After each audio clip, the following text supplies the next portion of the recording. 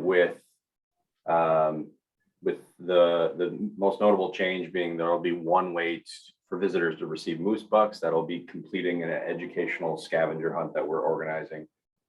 Those moose bucks this year are going to be able to be spent at participating businesses. So those that choose to participate will accept moose bucks as form of tender and will be reimbursed by Visit Cook County for every dollar or moose buck received. And so just want to make sure people know that difference. And then if they want to participate, the deadline is actually this Thursday to let us know if you want to be a participating business. We've got a good list of participating businesses already, which is exciting, but can certainly add to that list. So if you want to accept moose bucks, please let us know by Thursday. And then in addition, for Moose Madness, we're just looking for anything else that you want to organize kind of in recognition of the event and celebration of the event, your own moose event, your own moose special, your own moose activity, whatever you want to do. We want to help promote that, share it. So let us know that by October 7th is the deadline we put on that. There's a little bit of flexibility there, but that'll at least allow us to get a better idea of what is all happening for that weekend. So let us know. Message. Yes, Eric, we got you as accepting moose bucks. Thank you. And Jim too, I believe, has said they will be accepting moose bucks. Yeah, and Jill. So yeah, great list of businesses so far, but again, want to make sure those that don't know of that change know, and then can participate if they choose to. And then a couple other things I just want to point out. One being there will be no storm festival this year. Instead of change to just promoting and doing more highlighting of the storm season in its entirety, trying to make our efforts go a little bit further than one weekend this year. With that said, those events that have been a part of the Storm Festival still certainly we encourage to happen if they want to, as we will be promoting that storminess, not just that weekend, but through the whole season. So obviously this is an opportunity, I think, too, for people to do things beyond what they've done historically, as there's more time to put something together or to do something that expands beyond one weekend. So opportunity to think creatively, do something different. But if you have storm stuff that you want to do, then please let us know. How would you define the storm season dates, just for clarification? Yeah, it's a great question. I think, to my knowledge, starting in October, we don't put a hard deadline on it, but kind of starting, I'd say mid-late October and going through certainly end of November at least. But that's kind of the season where it really picks up. Let me add to that, Nick. Yeah. Kind of November is the stormy season. We haven't really kicked it off ever like in October before. It's kicked off with the Storm Festival, which has typically been that second weekend in November. That's been the weekend where, our partners at Stone Harbor have done the fashion show, for instance, and we've done programming that Saturday. That's what we're kind of stepping away from, is the programming piece of it. So still celebrating all the pieces and parts that you all want to do. I would try to stick to November, because October, it's coming right on the heels of Moose Madness, which is the 22nd, 23rd. So I would suggest, and we can have that conversation internally, Nick and I and team, that November is pretty much the kickoff. Yeah, and I was going to say the same thing. I think just knowing the weekend or the dates of Moose Madness, even if you're doing something on your own that you want to do just because it's kind of stormy, that obviously we would kind of wait until certainly after Moose Madness to start talking about those things or promoting those things. So November is really the sweet spot. Yeah. And then last thing is I just want to mention that Oh Holy Night will be returning Friday, November 26th. So you can get that on your calendars. And what's the date again? Friday, November 26th. That's the Friday after Thanksgiving, right? Yeah. Yeah. Cool. No. Art Along the Lake is still happening right now. Yes. So just know that that's occurring. Please spread the word and tell your customers. Jim. Nick, do you have like a PDF on Moose Madness or a poster or something that we could print off, put in our window? Yeah, we will be producing something right now. The only thing we have was the PDF I dropped off at some of the businesses that was just focused on gaining business participation. But we will be crafting something to share, and we'll make sure that you have that. Yes. And there'll absolutely. also be the moose stencils as well, like your chalk art. Like the moose just went in here. He's inside. You need to go in. It's a joke. Other questions or comments for Visit Cook County and the events? Okay, I wanted to mention something and see what your reactions to it are. I've been participating in a series of meetings that, if I were still at the Star Tribune, I would call DBI, dull but important. These are regional solid waste management planning meetings. And I go down to Cloquet for those. The background is that until now, every county has had to have a waste management plan. But the legislature has ordained that instead of county plans, there will now be a regional plan. And so all of Northeast Minnesota will have one plan. Dustin Hanson and I attended the first meeting, and I was the only one there at the second meeting yesterday. Our interest was in finding a way to find a place closer than Superior, Wisconsin to transport stuff, because all of it goes there from here. And the upshot of sitting in the second meeting yesterday is understanding that no matter what they do, it's going to be a long way from here.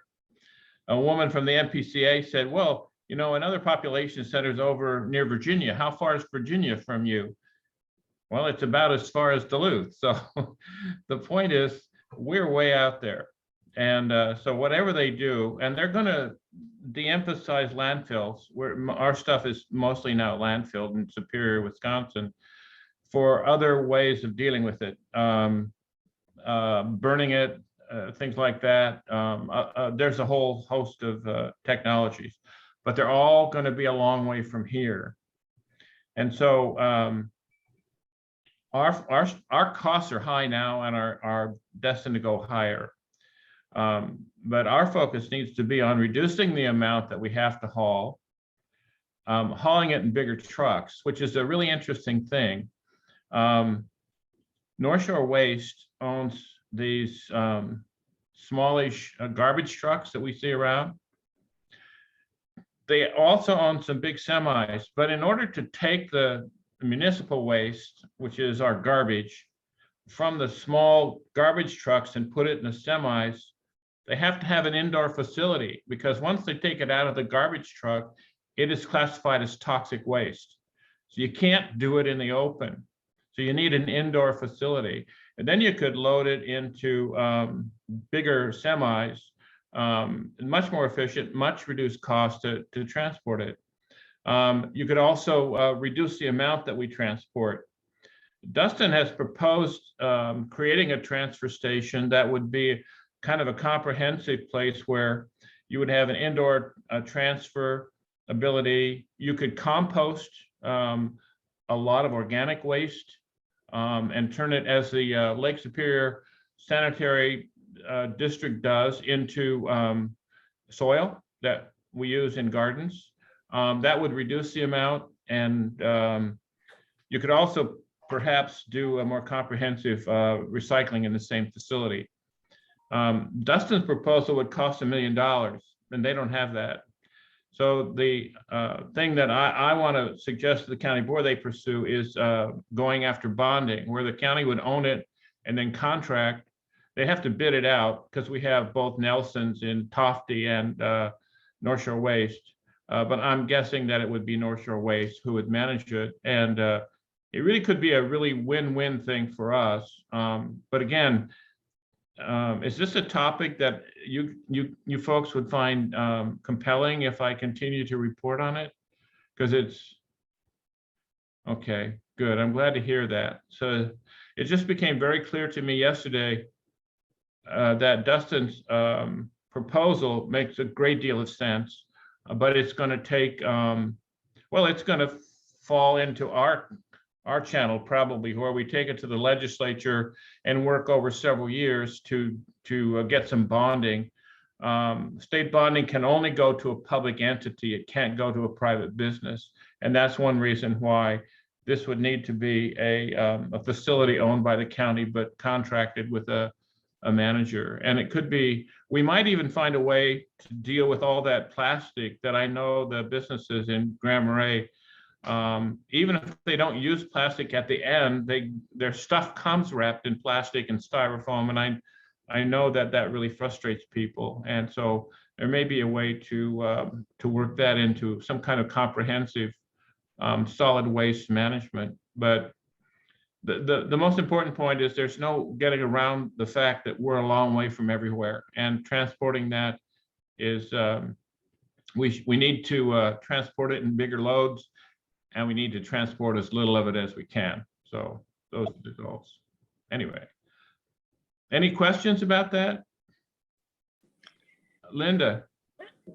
Does Lake County also transfer to Wisconsin? Yeah, it's all of northeast Minnesota. And so they were all, yeah, Lake, Carlton, St. Louis, of course, is the big player. An interesting fact yesterday, I was the only one there from Cook County, and I was the only one in the entire room who wasn't a government employee. And so that was kind of nice, actually, that we had the flags flying that we're concerned about this from a business point of view, which I thought was good. I was asked to actually go by Tim Nelson at Land Services, so, but it's not my alley, it's nerdy, so.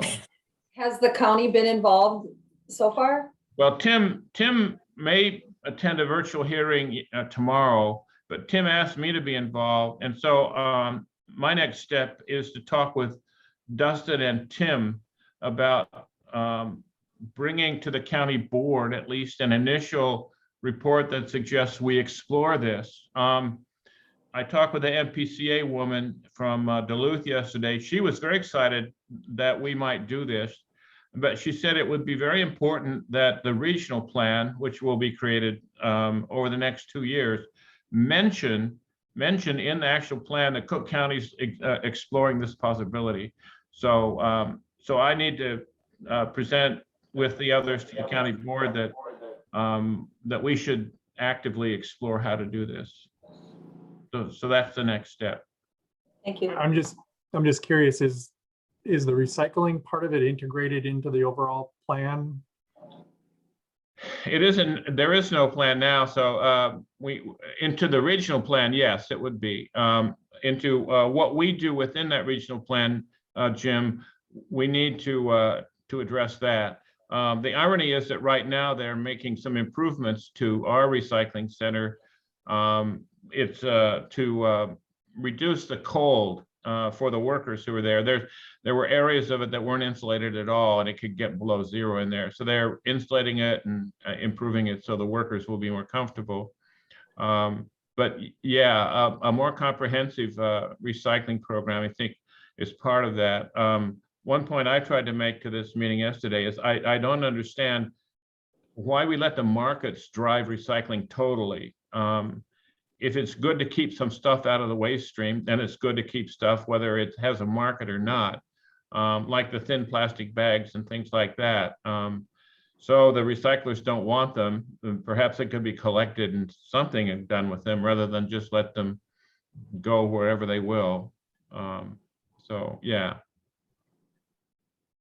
I just wanted to say thanks, Jim, for your nerdiness and for doing this. I think it's really important work, and I don't think it's all that boring. I think what we do with our garbage is critical to our well-being here, and that you were the only non-government person there just also brands us for the unique community that we are. So I just say kudos to you for doing it. It's a big deal. Thank you. Thank you, Jan. Thanks. And we have Tracy Benson, returned to town as a city council member and as an employee of the Entrepreneur Fund. And Tracy's going to talk to us about what the Entrepreneur Fund has going for us. Take it away, dear. Hi, everyone. As I look across the screen, I think I know everyone on the screen except for Beth. Beth Poliquin. Beth is actually joining us from Maine. Beth was the general manager for Stone Harbor. Her husband worked for Border Patrol and received a transfer to a post in Maine. Beth is still working for Jack. Beth, is your microphone working? You want to say hello? I see she was muted. Yeah, I am here. I'm actually driving down to Bangor. I'm driving by Mount Katahdin right now, so I don't know how I can hear you guys just fine. So hopefully you can hear me. I know I hit some spots of patchy service, but yeah, so I'm still pretty involved with Stone Harbor, even though not exactly in the area any longer. But yeah, but welcome. I don't know how much longer I'll be a part of these meetings. It'll depend on what Andy wants me to do. So. All right. Well, nice to meet you from afar. And of course, we all know about driving up and down where you hit pockets of no service. So Yep. Everyone gets that one. I'm not a super Zoom expert. Most of the time I've used WebEx, but I'm gonna give this a try and see if I can do the share your screen, and let's see if it works. There it goes. Looks like That it. work? Yeah. All right. So most of you know me for all sorts of reasons, but one of which, of course, was working with my brother at Bucks, which I have not done since about 2018. I went back to Marais for a while, which is where I'd spent most of my working career. And then I did a little hop over to an accounting firm. And then starting in August, I took a position with the Entrepreneur Fund, which I know many of you have crossed paths with. I'm pretty excited about it. I think it's a really good mix of my financial planning background, which included a lot of business planning with advisors and with their clients. And then, of course, experience within my own family, working with small businesses and business here in the county.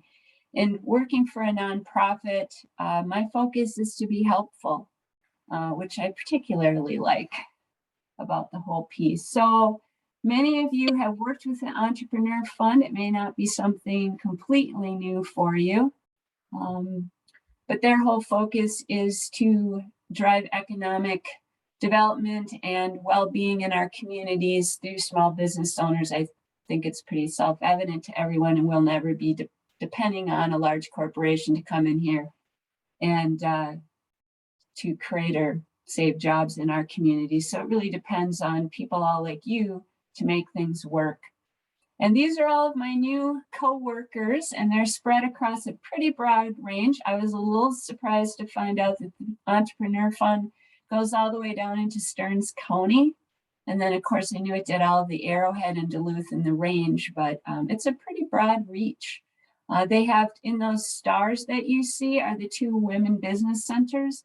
And those are the people that have touched Cook County, I think, the most through the various training and education programs that they've offered, many of which I'm going to kind of slide past here for just a moment so I can find that screen. They have done a lot of the different groups that business owners here in the county have participated in. In fact, Buck and I went through one of their training programs, Be Strategic, Be Strategic a few years ago. And I thought it was really good. And I know other business owners in the community as well. They are considering setting up the Ignite series again this fall. We'll wait to see. And they'll be working, Kelsey, with you on that. And maybe you've heard some news about that. They're really building out their work. One of their main pieces is to create a customized roadmap so that business owners here in the community, we can set a plan up with somebody, know exactly what it is they need. Where are they trying to focus? Am I getting started? Never done this before. I need to expand my business. I've just got hit a rocky patch and I need some help making it work better. We'll create a roadmap with them, help them figure out what we can do, what expertise we can bring to the table. We have a lot of other outside technical sources, and we do a lot of lending. They've really built up their lending program. They do a lot with that now. So that's a key part of what I'll be doing. So that's just a little heads up for you. Glad to be back here. I will send out a link to you around our annual report, which I thought was a lot of fun because there's an online version, and in there embedded little videos that talk about some of these faces that you're seeing here on the screen, different businesses, and some local people are in those videos as well. And they're just little mini videos, so you can pick and choose. But I thought it was a really nice descriptor of how they've been helping in the community. They've had a lot of growth in the past few years, and it's reflecting a lot of hires, including me, because they really saw a need in having someone dedicated to the North Shore, which for me means down to Two Harbors and Silver Bay as well. Any questions? Quiet. Then I will stop sharing. The Entrepreneur Fund through the pandemic served as if I recall correctly, as one of the official lending agencies for many of the deed programs. And I remember putting out a number of blurbs that included the Entrepreneur Fund as one of the 2 or 3 contacts in this region. I heard back at least once from the folks at Giant Voices that a loan program that came on fairly late in the pandemic through the Entrepreneur Fund really helped them out when they needed it. So lots of great kudos for the work that the fund did during the pandemic. They really had our back. Yep, they did a lot of PPP. I don't know how much impact they were up here, but in other areas, they made a huge difference for. And did you see that Jill's already in the chat with wanting to connect with you for a visit? So. Oh, okay, very good. I'll take a peek at the chat. Thanks. Oh, and I will also, with that email, I'll make sure you have all my contact info, my email and everything as well. Is there a distribution list, Jim, for your group? A distribution list for this group? Or you can just send it out. If I send it, you'll forward it? Okay. I don't have, the people who show up vary every time we meet. And the email actually goes to about 135, and we've got less than a dozen here. So, but it varies from time to time. But okay. I can make certain that that larger list gets it. And okay. Someone who can't come or you know might be interested as well. Well, I'll be okay, and I'll be kind of checking in one-on-one with different business owners in the community who I know already. You have clients, but I'll send out an intro email, create one, and you can pass it on. Thanks, you guys. Thanks for your time today. Anybody have questions for Tracy? Linda. Just a comment. I went through the Ascend Leadership Program with the Entrepreneur Fund, and it was incredibly beneficial. In fact, the group that went through the program, and it was led by Steve Serbad, Pat Campanero via Cook County Higher Ed, still meets regularly. And it's just a really, really wonderful time to get together once a month just to talk about celebrating and business issues that have happened. So really happy to have Tracy focused on that. And also, you know, because she's one of my besties. So woohoo! And that's a good point. Thanks, because I'm sure everyone's wondering, Pat and I, we do a lot of the same thing. Our broader focus is exactly the same. We're here to help business owners in the community. We were just chatting yesterday, and both of us have a huge passion around training. And we all know from Kelsey and other people that networking is so important here. You're so busy doing your day and you have no one to sit down. First of all, it make you sit down and kind of think about it, but then to have someone to talk it through. So I think that's a huge deal for me, is to get in front of people to help them that way. And Kelsey and I have chatted already. So Pat and I, we're all putting our thinking caps on. Thanks, Tracy. Anything else from the group for Tracy? All right. Well, Tracy, you're more than welcome to hang around while we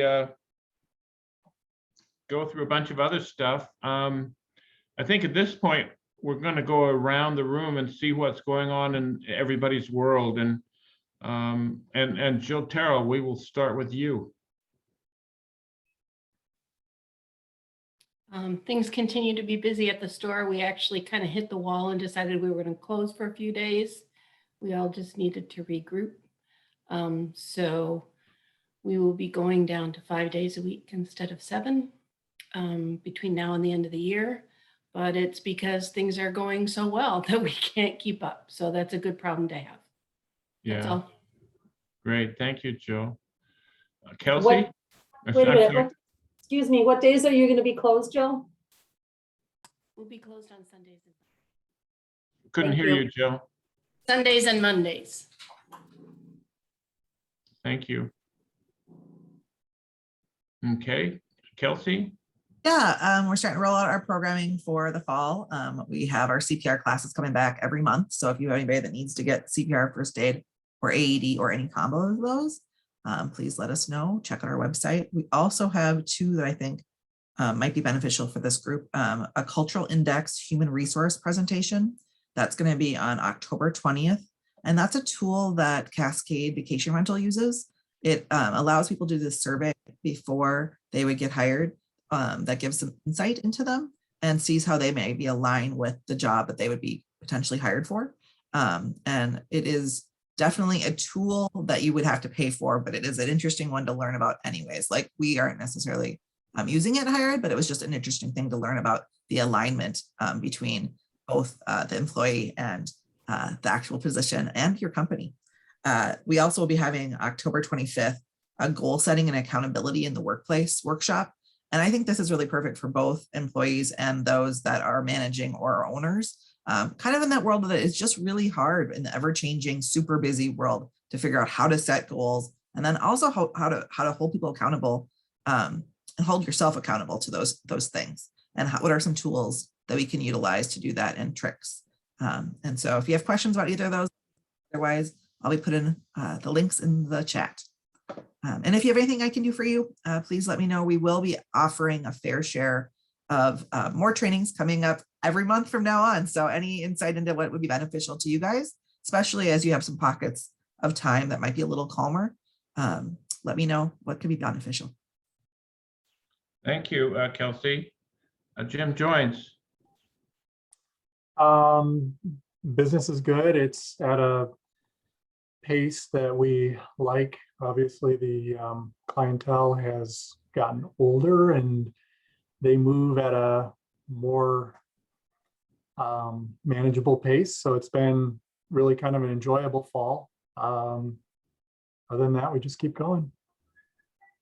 How does it compare with, say, 2 years ago in this time? I think it's very similar. I looked at the numbers mid-month, and last year's numbers, we had an incredible September last year. Last year's numbers were significantly ahead of 2019, and numbers in 2021 were ahead of 2019, but not significantly. Okay.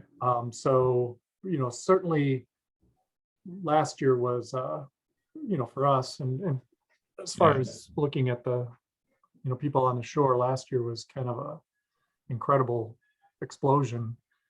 But it's relative to last year, or relative to 2019, I think we're going to end up the month, a little bit ahead of where we were in 2019. Great, cool. Thank you for that. Eric, Humphrey? Yeah, we're seeing very similar numbers to what Jim described there.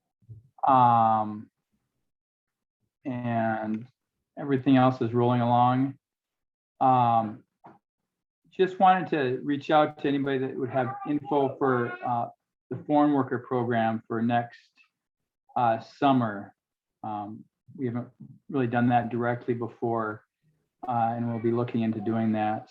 So if someone in this group has good contact info for those recruiting agencies, I'd be interested in learning about that. So you're looking at the J1 program. Right. Okay. You know, that might be an interesting thing to do. Right now, there's a lot of pressure that we're trying to apply to the Biden administration to really ensure that the embassies and consulates are staffed properly and ready to go full tilt in getting those young people signed up and processed in a timely fashion. But perhaps it would be interesting here if there are a number of folks who haven't done the J1 before to do a little bit of a group education process, because I know there are employers here who have done a great deal of it. Beth Kennedy comes to mind immediately as someone who has done that for years. And it is critical. I put out a thing about a survey that InterExchange was doing to try to press the Biden administration. And they reported that in a normal year, there are 1,800 J1 visa holders working in Minnesota.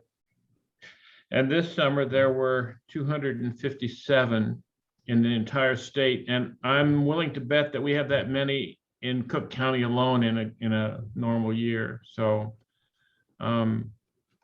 let me see about that, Eric. Maybe that we could get a small group together to share tips and things about how that program works and you know what to do. Which sponsors are better than others? I know there are several national ones out there.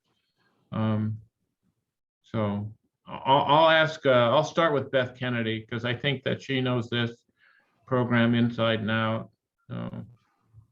The other one, Yeah, of that would course, be great to get a small group together, I think. great. Share knowledge and share, maybe give some pitfalls or some, things to avoid. Right.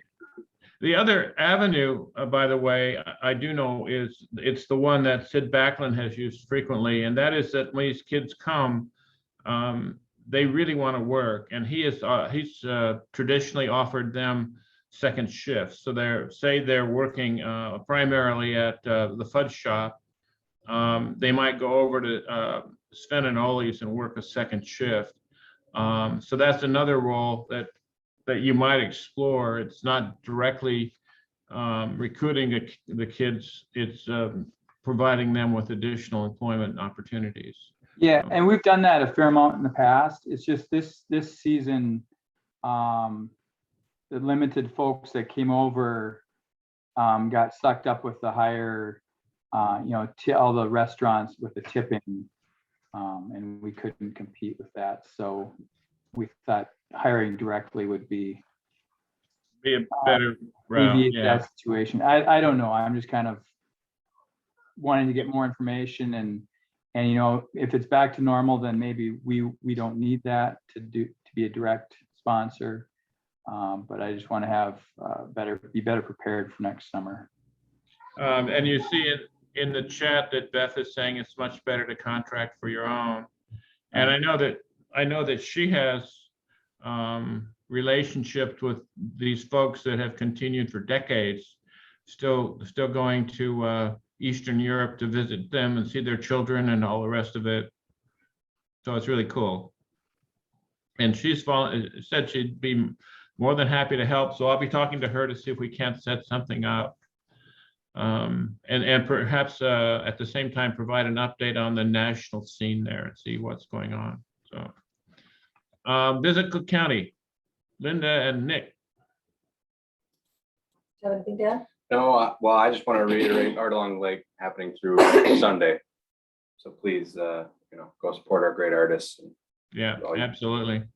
get them out there. You know what I mean? Yeah, Who's I the do. one that's, I had to go down to Cloquet yesterday. Who's the artist that's beyond Schroeder? There's one I noticed down there. I had no clue who it was.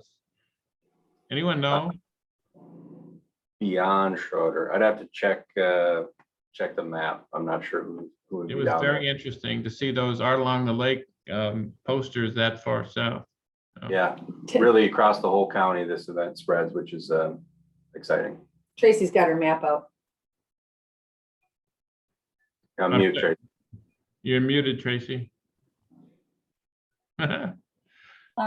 Jason Trebs on High Ridge Drive in Schroeder, stoneware pottery, Okay, cool. woodcut printing. Was it? I Oh, see they that. got a guest artist who also does woodcut printing. Do we have Oh. any more? We don't, yeah. Eric, I see you mentioned there, we have distributed all our brochures except for a very small amount yet here at the info center. But we have the daily events pamphlet, which I know I dropped some of those off to you. And that has the main URL and everything on it. So if you need more of those, we can definitely get you more of those. So let me know on that. For a price, Eric, I just have a little bit to add. I know 2 weeks ago when we met, Jim and I presented a little bit on what we were going through with a single director model for both the chamber and for Visit Cook County. And that has gone now through the boards of directors of both organizations, and they've endorsed moving forward with that model. So I'm in the middle of drafting a contract for services. It will be in place for 1 year. So if it doesn't work, the chamber can go back to finding a director, knowing that Jim is wanting to step back and just be in that, not just be the director of policy and advocacy, which he does so well. And so I'm working on that. It's on a fast track, hopefully getting it back to our leadership committees within our organizations. That's the process at this point.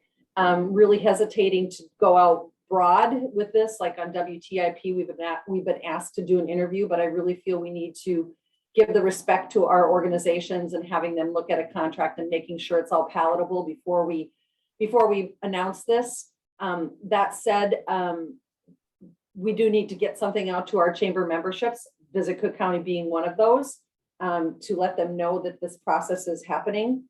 And then with my chamber hat on, when we talk about like educational events or like J1 workers and getting together, to me, that's a really big piece of education and networking programming that the chamber should and could provide. So when we talk about getting a small group together, I would rather it be a chamber benefit and that we build it into programming that will happen through the next year. Think 6 educational type events that are really good and a chamber benefit. So we put it out to our chamber memberships and it creates a value add for those people that are part of the Chamber of Commerce as a member. Same thing with a networking or social networking type event to pull us together in that regard and really give credit and kudos to the chamber as a non-dues revenue source and also as a benefit to being a member. So more on that to come. We're pretty excited. Thank you. If you have any questions, I'm happy to answer them, or Jim too. It should be a net benefit, I think. We're excited about it. I would note that Beth said that the contracts for the J1s, the deadlines are coming up in October and November. So we're going to need to jump on that one fairly quickly. So, yeah.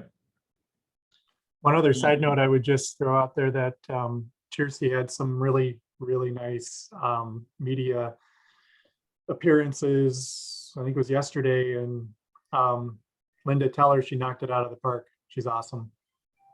Where was this? Fox, and I think it was WDIO as well, wasn't it? Oh, cool. Yeah, and I cannot tell you how wonderful it is to have Cheersey in that position as director of marketing and PR. And it definitely takes a little bit of the weight off me as the director when we get those calls, because they typically in the years prior to now have fallen to just me. And I have it's great to hear that, Jim. Cheers, did you hear that? Jim just said you knocked it out of the park. Woo! With your interviews. So, thanks. Okay. Thank you. Thank you, Jim. Jan Severson. Hi. Yeah, I echo everything everyone has said, except maybe the J1s. That's still a mystery to me. But really busy and busier. This has been the busiest September we've ever had.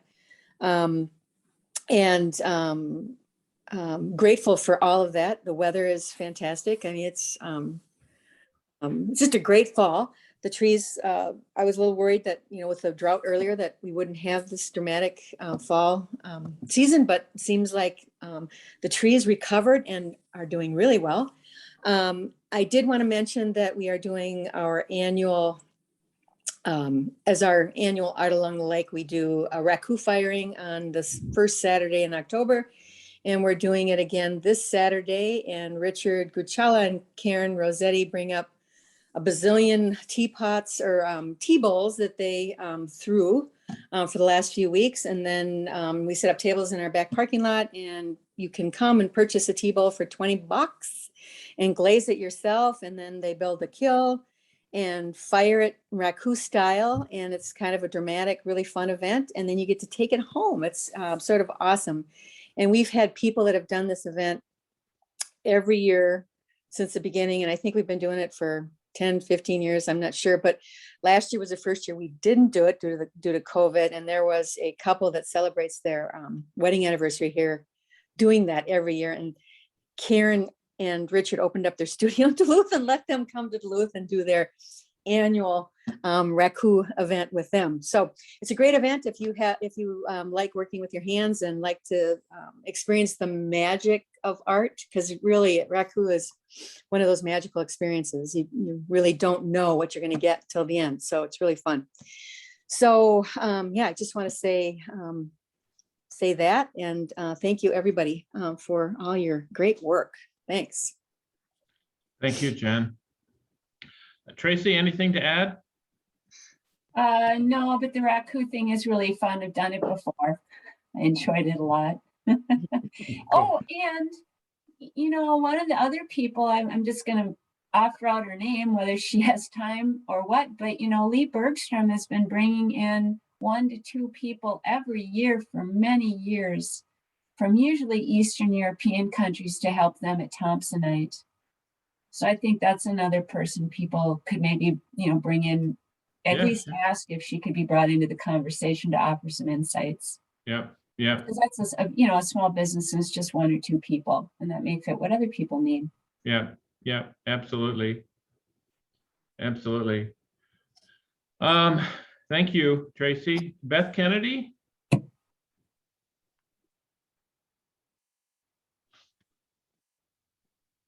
How about Beth Poliquin? I don't have anything new. Yeah, things are similar to what Jim and Eric have said. We'll say just to you and Linda, Jim, I know it was the discussion a couple weeks ago, but I mean, as far as I know, both you guys have really, I mean, you're going to only get support from this group. You guys have certainly proven your dedication to the area, your competency in your jobs, and so I don't know, you've got our trust. So just hope everything goes well there. I guess I have one, maybe not as much for the good of the group, except Jill Terrell, I was wondering, we got our Hamilton Habitat cards, and we're super excited to get those out to support that. I don't know if they're available, but can you remind me how much we should be selling those for, or what they cost? I don't think we've gotten an invoice yet. I'm sorry, what are these cards? To the Hamilton Habitat fundraising cards. We put together a set of 10 gift cards. They have quotes on the front. They're mixed media quotes about home. And we're selling a set of 10 for $50. That money all goes directly to Hamilton Habitat Incorporated. You can then choose, so it's basically a $50 donation. You get a set of cards. You can then sell them to recoup your donation or to double your donation. That's up to you. Anna Hamilton has the sets of 10, and we have some at Joy and Company as well. So basically, we're asking for a $50 donation for one set. A number of people have taken 2 sets. That'd be $100 to Hamilton Habitat We are selling them at $4, so it's not quite a complete coverage, but that's, and all of their information is printed on the back of the card. So it's basically spreading their message and their mission with each card that goes out. So we printed them, but all the proceeds go Hamilton. Does that make sense? That makes sense to me, and that gives me what I need. But yeah, we're excited to be a part of it. I actually talked to Sarah yesterday, and she told me that you guys did that on your own. She wasn't a part of that.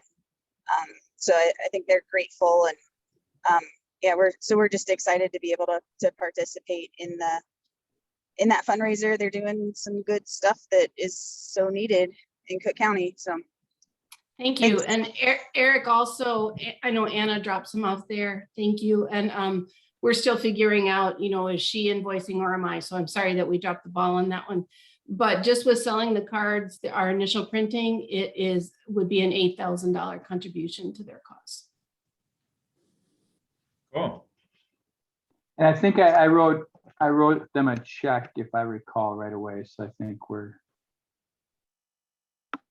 All right.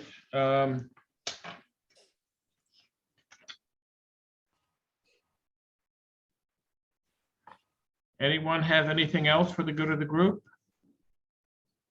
If not, we did it in less than an hour, which is always good. Hope you enjoy the day. It looks like a beautiful day, and we will see you all in 2 weeks, and we'll get to work on the J1 issue, so we can move ahead with doing some education and making certain everybody's prepared to take full advantage of that.